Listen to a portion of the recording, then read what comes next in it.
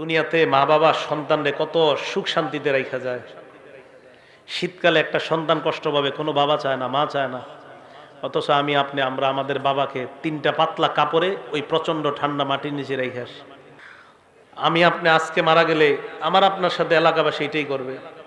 এটাই চূড়ান্ত সত্য কথা।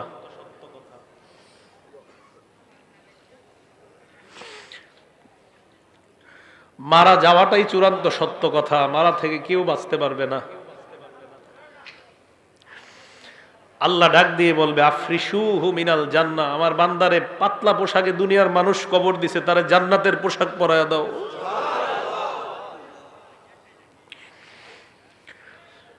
কে জানে আমার আপনার নসিবে এই পোশাক আছে কিনা।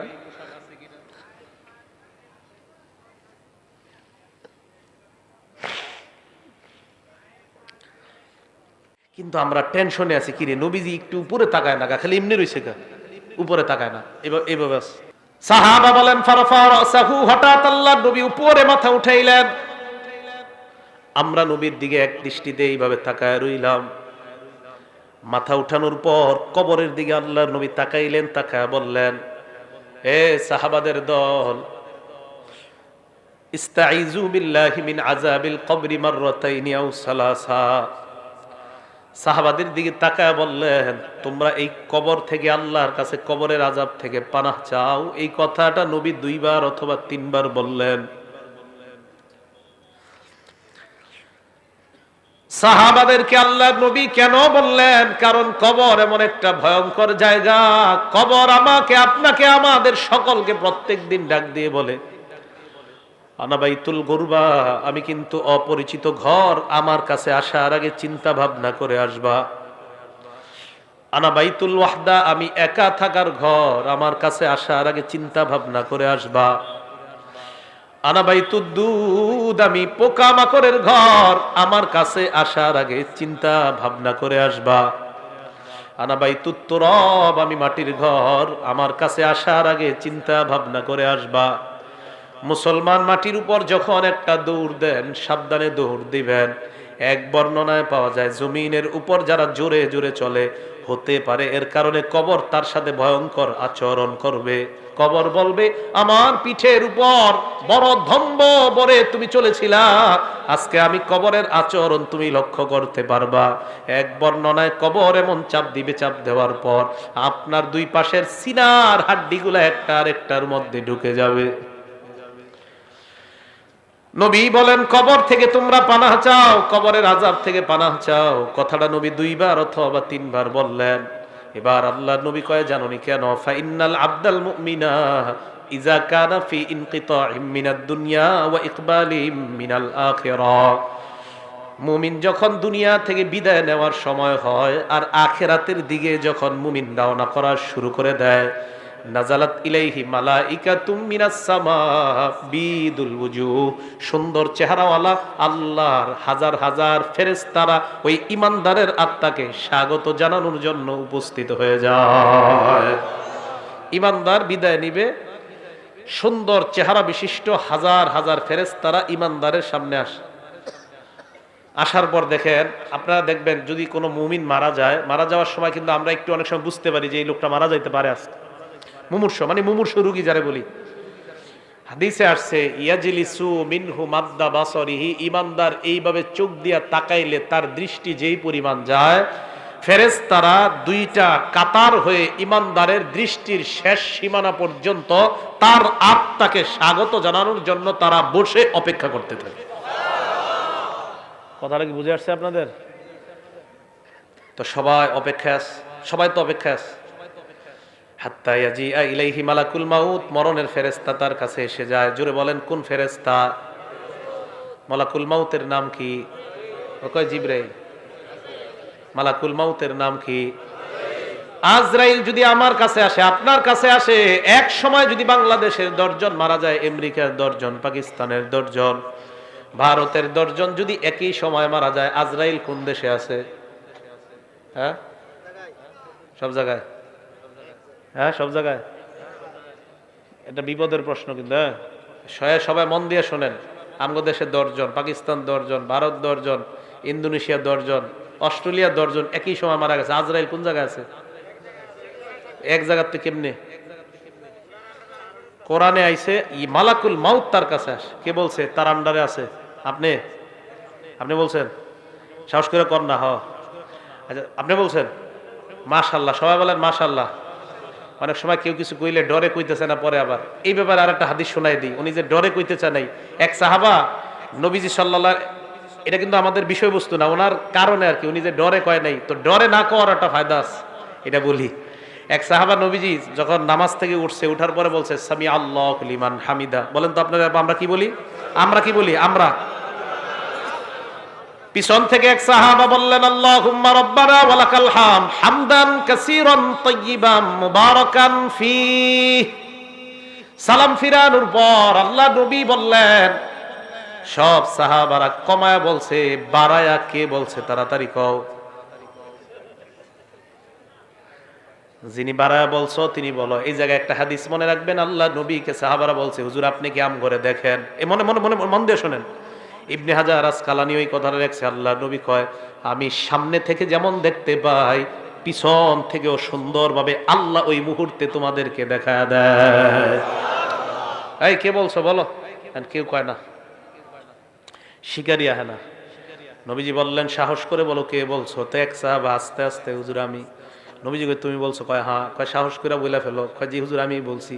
আল্লাহ নবী কয় তুমি এত সুন্দর একটা তাসবিহ পাঠ করছো, তোমার এই তাসবিহাত, এই সওয়াব আল্লাহর কাছে নেওয়ার জন্য প্রায় 30 জনের কাছাকাছি ফেরেশতা লড়াই করতেছে, কার আগে কে তোমার সওয়াব আল্লাহর কাছে নিয়ে যাবে। যারা মাঝে মাঝে কইলেন সাহস করে কইবেন আমি, এটা কইলে লস নাই। দেখছেন নি, মালাকুল মাউত লিডার একজন আজরাইল, ওনার অধীনে অসংখ্য অগণিত কাজ করে। বুঝে আসছে তো? তো একজন কয়া লাইছে, আপনাদেরকে রক্ষা করছে, উনি আপনাদের মান সম্মান রাখছে। তো মালাকুল মাউত একজন আজরাইল, উনি লিডার, ওনার অধীনে কোটি কোটি ফেরেশতা কাজ করে। সুবহানাল্লাহ। মালাকুল মাউত তার সামনে আসার পর ওই যে ইমানদার মারা যাবে, তার একদম মাথার কাছে বসে। মাথার কাছে বসার পর ইমানদারকে ডাক দেয়, ইয়াতুহান নাফসুল হামিদা, হে প্রশংসনীয় আত্মা। সুবহানাল্লাহ।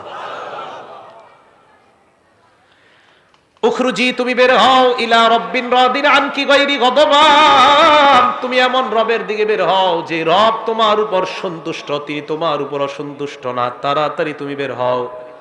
হাদিসে আসছে ইলা রব্বিন রাদিন আনকি গায়রি গদবান ওয়া মাগফিরাতিম মিনাল্লাহ।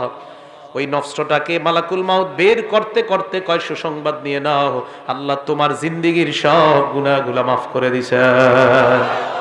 আসো আসো।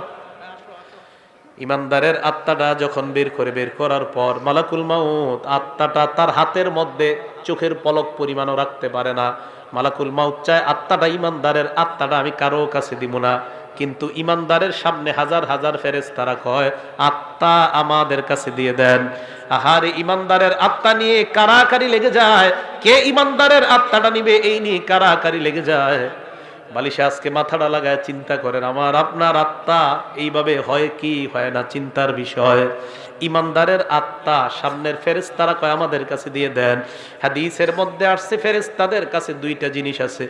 এক নাম্বার মাহুম কাফরুম মিন আকফানিল জান্নাহ, জান্নাতের কাফনের কাফর বিছায়া কয় ও মালাকুল মাউত, ইমানদারের আত্মাটা এই জান্নাতের কাফনের কাপড়ের মধ্যে দিয়ে দেন। জান্নাতের কাফনের কাপড়। মুসনাদে আহমদ হাদিস নাম্বার 18,557 নাম্বার হাদিস। আবু দাউদ হাদিসটা সংক্ষেপে আসছে। এই হাদিসের মান সহিহ। সহিহুল জামেও আসছে। নাসিরউদ্দিন আলবানী যে কিতাব লেখছে ওখানেও আসছে। তাতে আহলে হাদিস ভাইয়েরাও এই হাদিস নিতে পারেন, টেনশনের কিছু নেই। তো রাসূল করিম সাল্লাল্লাহু আলাইহি ওয়াসাল্লাম বলেন মালাকুল মাউত যারা সামনে যে ফেরেশতারা হাজার হাজার, তারা জান্নাতের কাফনের কাপড়টা বিছায় কয় আত্মাটা এই জায়গায় দাও। দেখেন কি কয়, আত্মা ওই কাফনের মধ্যে দেওয়ার পর হানুতুম মিন হানুতিল জান্নাহ, জান্নাতের সুগন্ধি লাগায় দেয়। সুবহানাল্লাহ। সুগন্ধি লাগায় ইমানদারের আত্মাটা এইভাবে পেঁচায়। পেঁচানোর পর আত্মা নিয়ে যখন ফেরেশতারা ফায়াসআদুনা বিহা ইলাস সামা, আল্লাহর আসমানের দিকে তারা রওনা হয়ে যায়। আসমান, প্রথম আসমানের কাছে যাওয়ার আগে অন্যান্য হাজার হাজার ফেরেশতারা যাদের সামনে দিয়ে নিয়ে যায়, হাদিসের মধ্যে আসছে যার সামনে দিয়ে যায় ওই ব্যক্তিরা, ওই ফেরেশতারাই কয়টা কার আত্মা কোথায় নিয়ে যাও? আত্মা বহনকারী ফেরেশতারা কয় ফুলান ইবনু ফুলান, এটা উমকের আত্মা উমক জায়গায় নিয়ে যায়, ভালুকার উমকের আত্মা উমকের সন্তান উমকের আত্মা। এই ফেরেশতারা কয় তোমরা কিভাবে বুঝতে পারলা? কয় আমরা এমন সুন্দর একটা ঘ্রাণ পাইলাম, এত সুন্দর ঘ্রাণ এই দুনিয়ার অন্য কোথাও আমরা পাই না। ইমানদারের আত্মা থেকে এত সুন্দর ঘ্রাণ বের হয়। আত্মা কোথায় নিয়ে যাও? কয় আসমানে নিয়ে যাই। প্রথম আসমানের কাছে যাওয়ার পর আসমানের দরজা খুলে দেওয়া হয়। প্রথম আসমানের ফেরেশতারা, হাদিসের মধ্যে আল্লাহ নবী বলেন যত ফেরেশতাদের সামনে দিয়ে আত্মাটা যায় প্রত্যেক ফেরেশতা স্বাগত জানাইতে জানাইতে আত্মা উপরের দিকে পাঠায় দেয়। 2 নাম্বার আসমান, 3 নাম্বার আসমান, এইভাবে 7 আসমানের উপর আত্মা যখন চলে যায়, আল্লাহ পাক রব্বুল আলামিন বলে ফেরেশতাদের দল এবার থাম, আর আত্মা উপরে উঠানোর কোনো প্রয়োজন নাই। আল্লাহ তখন বলে উকতুবু কিতাব আব্দি ফি ইল্লিয়িন, আমার বান্দার আমলনামা ইল্লিয়িনের মধ্যে তোমরা লিপিবদ্ধ করে দাও। ইল্লিয়িন একটা সুন্দর জগতের নাম। আমার বান্দার আমলনামা এই জগতের মধ্যে তোমরা লিপিবদ্ধ করে আমার বান্দাকে জান্নাতি ঘোষণা দিয়ে দাও। ইল্লিয়িনের মধ্যে আমলনামা দেওয়ার পর ভালো করে শুনবেন, ইমানদারের আত্মা 7 আসমানের উপর, আমরা দেহটাকে বাসতলায় নিয়ে দাফন করতেছি, ঠিক না? আমরা জানাজা দিলাম, জানাজা দেওয়ার পর যখন আত্মাটা আমরা নিয়ে যাই, দেহটা এক বর্ণনায় আসছে ইমানদারের দেহ কবরে নেওয়া পর্যন্ত হাজার হাজার ফেরেশতারা কবর পর্যন্ত তাকে স্বাগত জানাইতে জানাইতে কবরের কাছে নিয়ে যায়।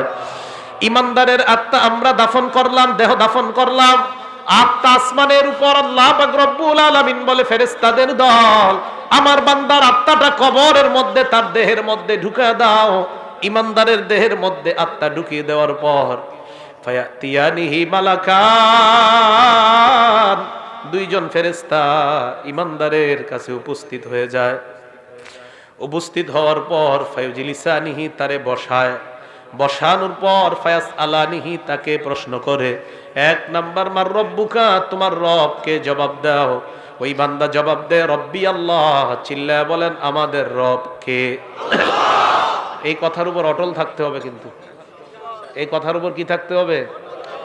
অটল কেন থাকতে হবে? সূরা হামিম আস-সাজদা 24 নাম্বার পারা 19 নাম্বার পৃষ্ঠা, সূরা হামিম আস-সাজদা আয়াত নাম্বার 30। এই সূরাটাকে সূরা ফুসসিলাত বলা হয়। আল্লাহ বলেন ইন্নাল্লাযীনা ক্বালু রাব্বুনাল্লাহ, নিশ্চয়ই যারা বলে আমাদের রব আল্লাহ, নিশ্চয়ই যারা বলে আমাদের রব আল্লাহ, সুম্মাস্তাকামু, এই কথার উপর অটল থাকে। জোরে বলেন কি থাকে? আওয়াজ দিয়ে বলেন আমাদের রব কে? আল্লাহ। রূহের জগতে আল্লাহ আমাকে আপনাকে আমাদেরকে প্রশ্ন করছে আলাস্তু বিরাব্বিকুম, আমি কি তোমাদের রব না?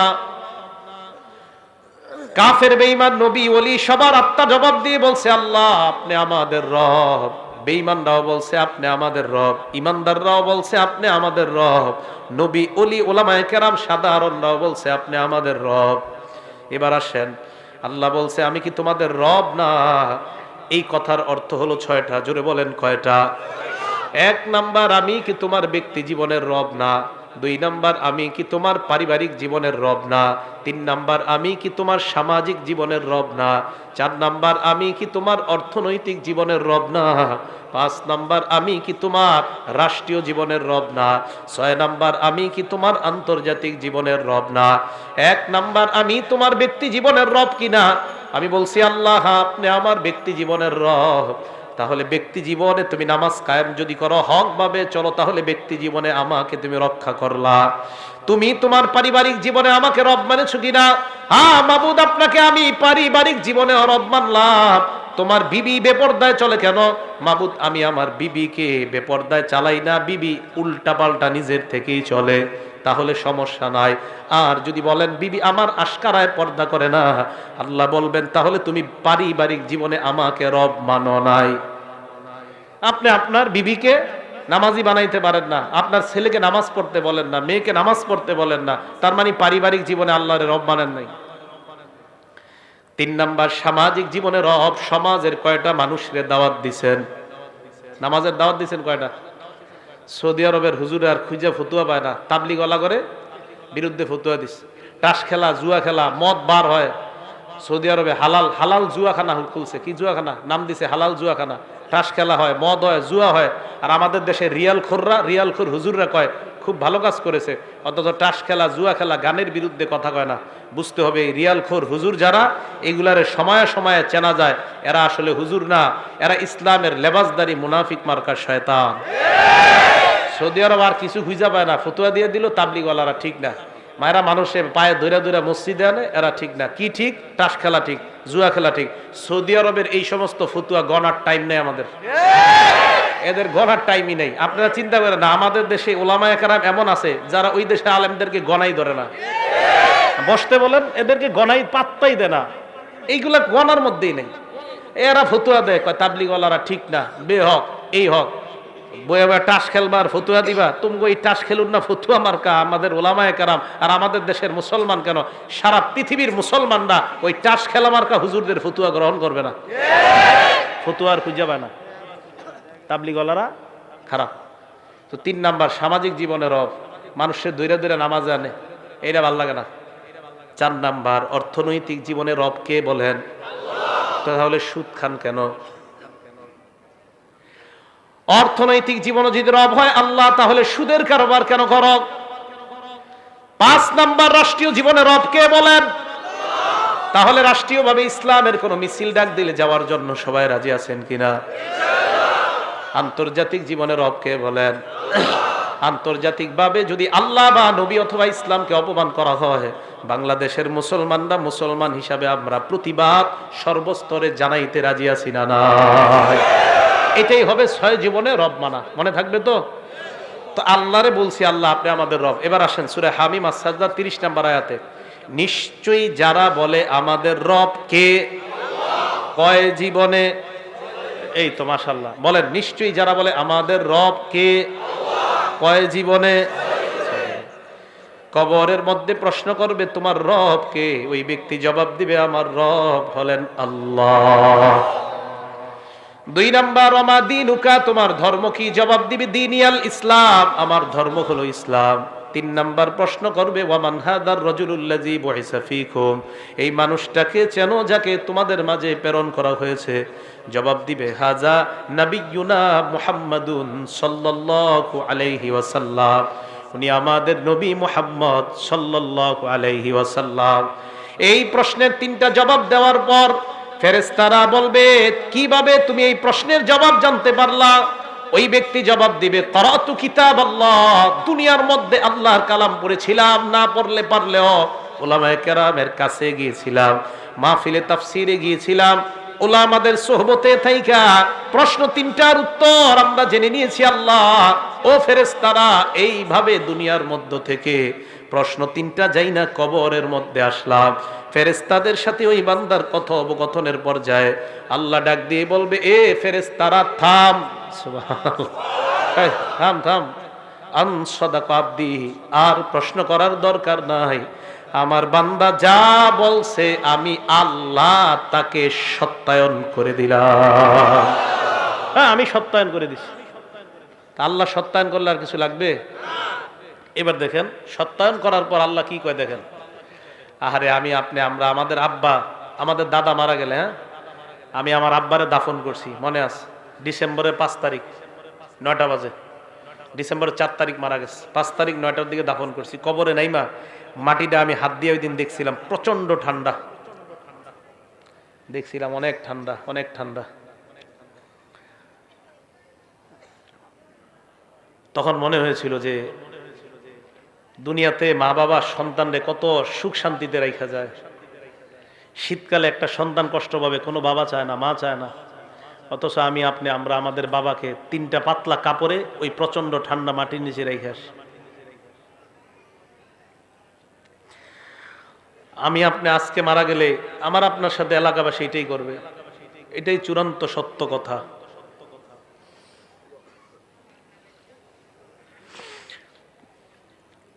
মারা যাওয়াটাই চূড়ান্ত সত্য কথা, মারা থেকে কেউ বাঁচতে পারবে না। আল্লাহ ডাক দিয়ে বলবে আফরিশুহু মিনাল জান্নাহ, আমার বান্দারে পাতলা পোশাকে দুনিয়ার মানুষ কবর দিছে, তারে জান্নাতের পোশাক পরায়া দাও।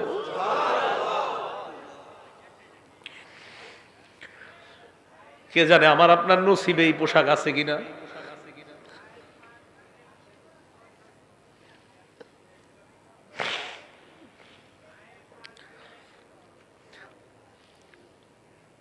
এই কথা বলার পর আল্লাহ বলবেন আফরিশুহু মিনাল জান্নাহ ওয়া আলবিসুহু মিনাল জান্নাহ, প্রথমে বলবেন আমার বান্দার কবরটা জান্নাতের বিছানা বিছায়া দাও। ওয়া আলবিসুহু মিনাল জান্নাহ, তার শরীরে জান্নাতের পোশাক পরায়া দাও। এরপর বলবে ওয়াফতাহু লাহু বাবান ইলাল জান্নাহ, তার কবর থেকে জান্নাত পর্যন্ত একটা দরজা খুলে দাও, কবর থেকে যেন জান্নাতের নিয়ামতগুলা দেখতে পায়। জান্নাতের দরজা খুলে দেওয়ার পর বান্দা তাকায় দেখবে জান্নাতের হুররা নাচানাচি করতেছে। ওই বান্দার মন চাইবে হুর স্পর্শ করার জন্য। আল্লাহ বলবে নামকানাউ মাতিল আরুস, বান্দা তুমি থামো, বাসর রাতের দুলার নেই তুমি ঘুমিয়ে যাও। লা ইউকিজুহু ইল্লা আহাব্বা আহলিহি, বাসর রাতে ফজরের আজান হয়ে গেলে তোমার প্রিয়তমা ছাড়া তোমাকে অন্য কেউ জাগ্রত করার মতো ঘরে কেউ থাকে না। কবরের মধ্যে তুমি আসছো, এই জায়গায় তোমার প্রিয়তমা নাই, প্রিয়তমা নাই। ইমানদার, আমি আল্লাহ তোর প্রিয়তম হয়ে গেলাম। কিয়ামতের মাঠে আমি তোকে উঠাবো। ঘুমা ঘুমা, তুই ঘুমা, এখনো জান্নাতে যাওয়ার সময় হয় নাই, কবরে থাকো। তোমার তো কবর থেকে জান্নাতের নিয়ামত উপভোগ করার সুযোগ দিয়েছি, থামো।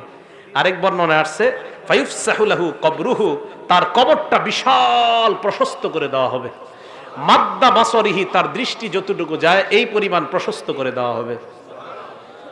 প্রিয় ভাইয়েরা, জামির দিয়ার ভাইয়েরা, আমার আপনার কবরটা, আমার আপনার মৃত্যুটা, আমার আপনার কবরটা যেন এমন কবরই হয়। আমি আপনাদের জন্য দোয়া করবো, আপনারা আমার জন্য দোয়া করবেন।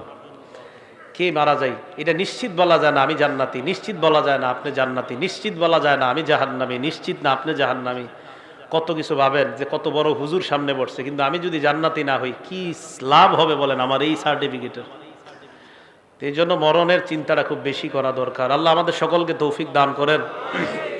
ওই বান্দাকে কবরের মধ্যে রাখার পর হঠাৎ ওই বান্দা যখন কবরে থাকবে, এক বর্ণনা আসছে বান্দা দেখবে তার কবরে সুন্দর একটা মানুষ। হ্যাঁ, এই তুমি কে? বলবে আনা আমালুকাস সলি, আমি তোমার নেক আমল, আমি নেক আমল। নবীজি এই কথা মনে আসেনি, নবীজি এই হাদিস বৈশা শোনাইতেছে কোথায় বুঝলে গেছে? হ্যাঁ, হাদিস শেষ হয় নাই কিন্তু এখনো, কবরের সামনে বসে এই হাদিস শোনাইতেছে। এবার সাহাবাদেরকে বললেন ওয়া ইন্নাল আবদাল ফাজিরা, পাপাচার বান্দার মরণের যখন সময় হয়ে যায়,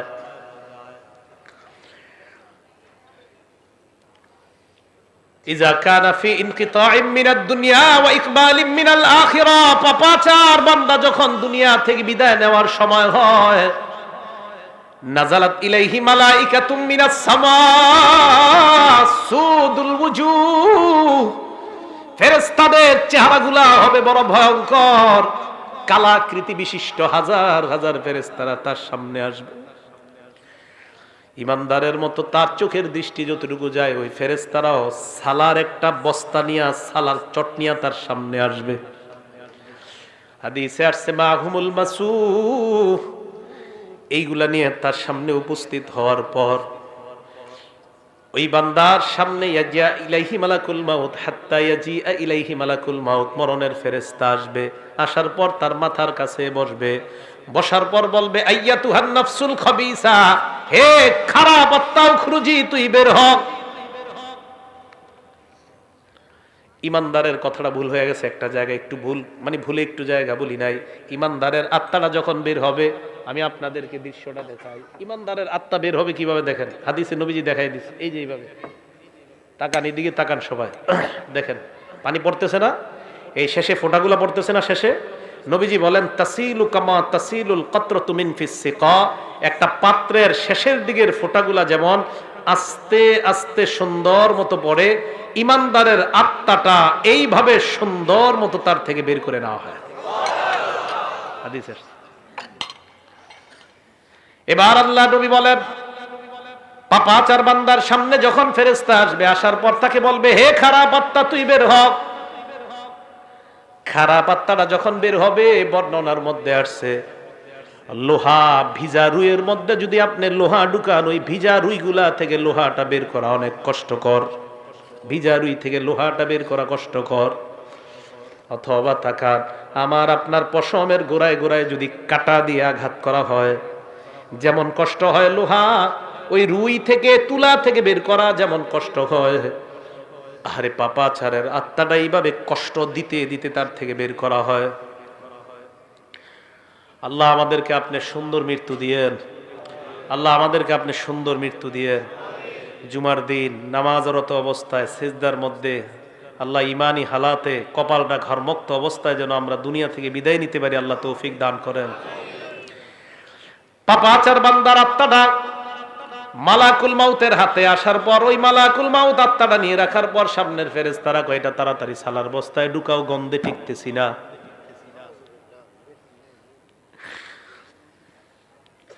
আত্মাটা এইভাবে পেঁচানোর পরে আত্মা নিয়ে যখন রওনা হয়, অন্য ফেরেশতারা কয় কার আত্মা কোথায় নিয়ে যাও, সরাও তাড়াতাড়ি। আত্মা বহনকারী ফেরেশতারা বলবে কেন? কয় গন্ধে টিকতেছি না, এইটা এখান থেকে সরাও।